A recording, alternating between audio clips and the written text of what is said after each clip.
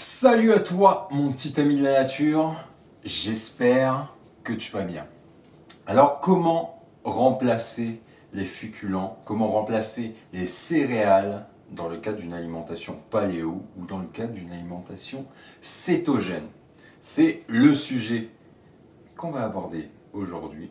Mais avant d'aborder ce sujet, je te rappelle que tu es libre de recevoir le e-book 6 aliments à éviter pour faciliter vos brûlages de graisse.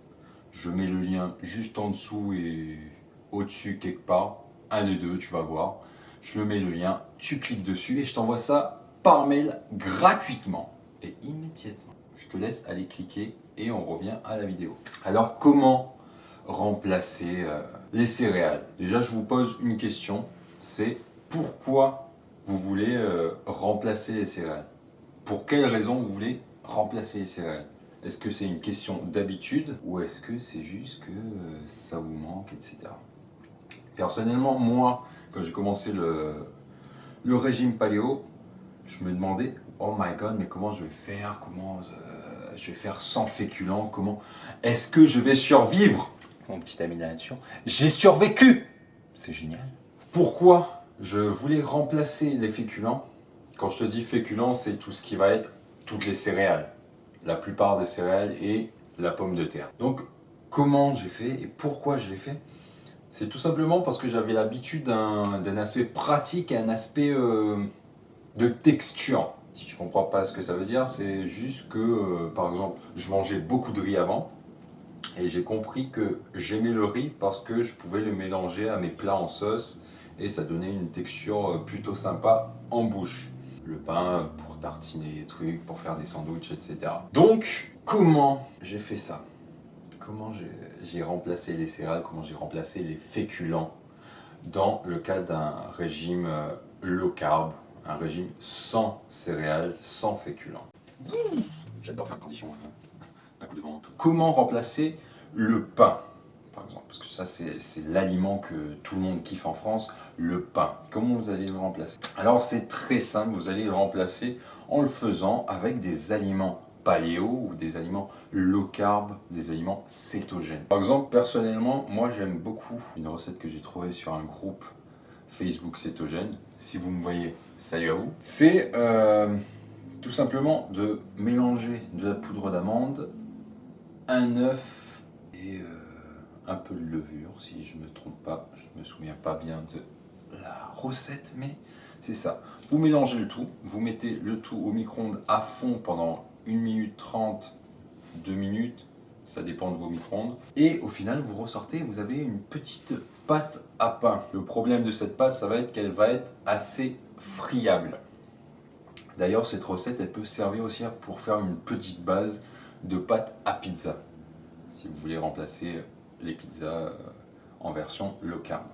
La chose que j'ai remarqué, c'est que vous allez trouver des recettes cétogènes, des recettes paléo de pain sur internet. Ça, je m'inquiète pas pour vous, vous pouvez aller faire des recherches. La chose que j'ai remarqué moi, c'est quand vous allez cuire votre pain au micro-ondes, ça va aller plus vite, sauf que la texture va être plus friable, etc. Je vais vous conseiller pour une texture qui se rapproche plus du pain classique, c'est de le faire cuire au four, parce que ça va plus sécher, ça va plus sécher, du coup ça va lier le tout plus facilement, etc. Ça, c'était comment remplacer le pain.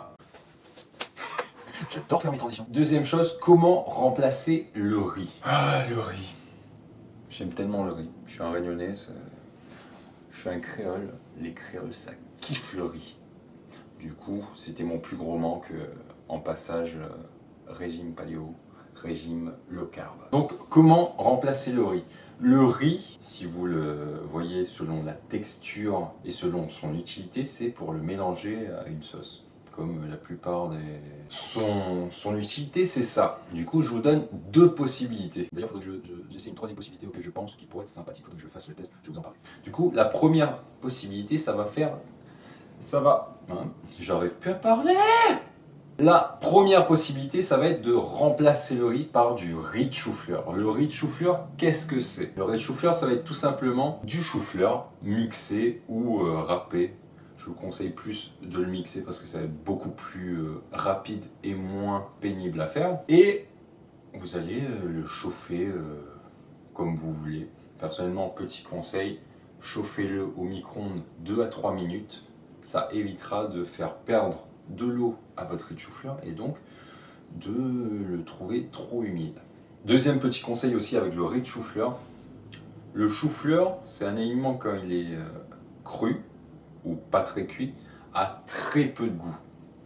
Du coup, vous devrez compenser soit par la recette classique qui est de faire revenir légèrement votre chou-fleur mixé dans de l'ail et des échalotes ou des oignons, ou moi je vous conseille plutôt de l'accompagner avec un repas avec beaucoup de goût, c'est-à-dire avec pas mal d'épices. Moi personnellement j'adore mettre de l'ail ou du curry dans mes repas, ça rajoute un goût, c'est génial. Du coup je vous conseille de faire ça.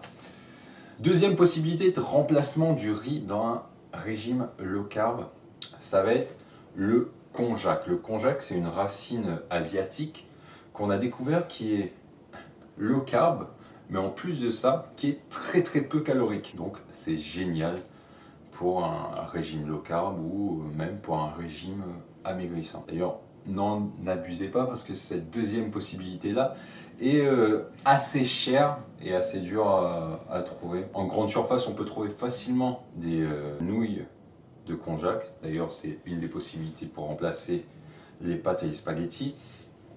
Mais le riz de konjac, il est assez difficile. Moi, j'en trouve un seul qui est disponible chez Nutri. Pas de placement de produit, bien sûr, c'est juste que j'ai trouvé ça. Et il est assez cher, je crois que c'est 100 grammes et ça vaut 5 euros ou plus les 100 grammes. Du coup, c'est assez cher. La dernière possibilité auquel j'ai pensé mais que j'ai pas encore testé et qui pourrait être sympa, c'est le mélange des deux. Ça va être de mélanger le chou-fleur avec le riz de konjac. Moi, à mon avis, ça va être bien parce que moi je suis un gros mangeur, du coup j'ai besoin de manger des grosses quantités de légumes et de protéines pour être pas mal calé. Donc je pense que je vais tester le mélange riz de chou-fleur et konjac. Ça va faire mal à mon porte-monnaie, mais bon, on va tester pour l'expérience. Bref, on va passer à la troisième catégorie de remplacement qui est, on vient d'en parler, les spaghettis, les pâtes, les nouilles, tout ce que tu veux, mon petit ami de la nature, on va remplacer ça. Et comme j'ai dit juste avant, la première possibilité, ça va être les nouilles de konjac. Ça, vous le trouvez en grande surface, mais attention, c'est assez cher. Du coup, si vous voulez pas vous ruiner, prenez plutôt la deuxième possibilité qui va être les tagliatelles ou les spaghettis de légumes. Vous avez des spiraliseurs, etc. Qui sont disponibles sur Amazon. Est-ce que je mets un lien ou pas? Bon, je vais en chercher un, je vous mets le lien juste en dessous. Si vous voulez un spiraliseur, allez-y. Mais moi, c'est pas la version que j'ai privilégiée parce que c'est un peu moins économique. La deuxième possibilité pour faire particulièrement des tagliatelles de légumes, moi j'aime beaucoup les tagliatelles de courgettes parce que c'est facile à faire et la texture passe. Ça va être de prendre un économe. Je vais chercher mon économe. Économe, où es-tu? Il est là. Du coup, un économe ou un éplucheur de légumes, c'est comme vous voulez. Et la technique, ça va être de mettre à plat, bien appuyé sur une surface, votre courgette et d'appliquer une pression avec votre économe et de tirer afin de faire des tranches assez épaisses, mais assez fines aussi, de courgettes. Et ça, vous répétez jusqu'à ne plus pouvoir faire de tranches de courgettes. Ça va vous donner un aspect un peu tagliatelle assez large. Rien ne vous empêche de les couper en 2, en 3, en 4 après, dans la largeur. Mais ça fait le job. Petit conseil de cuisinier aussi. Quand vous allez faire par exemple une recette de pâtes version paléo, les tagliatelles de courgettes, évitez de les faire trop cuire parce que ça va perdre de l'eau et ça va être moins satisfaisant en bouche. Je préférerais plutôt les rajouter en fin de cuisson quand vous sortez la sauce du feu. Ça sera plutôt satisfaisant. Et bien sûr, troisième possibilité pour les personnes qui sont en paléo et qui s'autorise des courges, etc. avec un IG plutôt moyen, la courge spaghetti, c'est une alternative pas mal du tout. Vous le faites cuire au four, vous grattez un peu et ça fait une texture de spaghetti qui est assez sympa. Donc, dernière chose pour remplacer les féculents, dans le cadre d'un régime paleo, parce que ça ne va pas s'adapter aux personnes d'un régime cétogène, vous pouvez remplacer les pommes de terre par des patates douces ou des panais pour faire des frites, de la purée, etc. D'ailleurs, le chou-fleur en purée, c'est top. Qu'est-ce que je n'ai pas dit aussi? Ah oui, pour faire des pizzas, si je l'ai dit, mais pour faire des pizzas, vous pouvez faire des recettes de pizza version paleo ou version cétogène, des pâtes à pizza. Et il y a aussi une recette que je n'ai pas encore testée, mais que je voudrais tester, c'est faire une pâte à pizza à partir de chou-fleur. Ça a l'air intéressant à faire, du coup je te le conseille aussi mon petit ami nature. Bon, voilà, c'est la fin de cette vidéo mon petit ami nature. J'espère qu'elle te sera utile. Moi ça fait plusieurs années que je cherche ces alternatives là et qu'au final je les ai trouvées. Dis-moi ce que tu en penses juste en dessous. Est-ce que tu as déjà testé ces alternatives? Est-ce que... alternative, je ne parle pas bien la France. Est-ce que ça te plaît ce genre de vidéo? Est-ce que tu as des questions autour de ce sujet? Est-ce que tu veux voir d'autres sujets en vidéo? Dis-moi tout en commentaire juste en dessous et on en discute. Je te rappelle toi aussi que tu es libre de recevoir gratuitement le e-book 6 aliments soi-disant sains qui vous font grossir et qui vous gâchent votre santé. Ces 6 aliments-là sont à éviter pour faciliter ton brûlage des graisses. Et j'ai envie de te dire, abonne-toi pour recevoir les prochaines vidéos. Clique sur la petite cloche pour recevoir une notification quand je vais publier une nouvelle vidéo, parce que c'est génial, on a une bonne ambiance dans cette vidéo. Et je te dis à la prochaine fois mon petit ami à la nature. Ciao!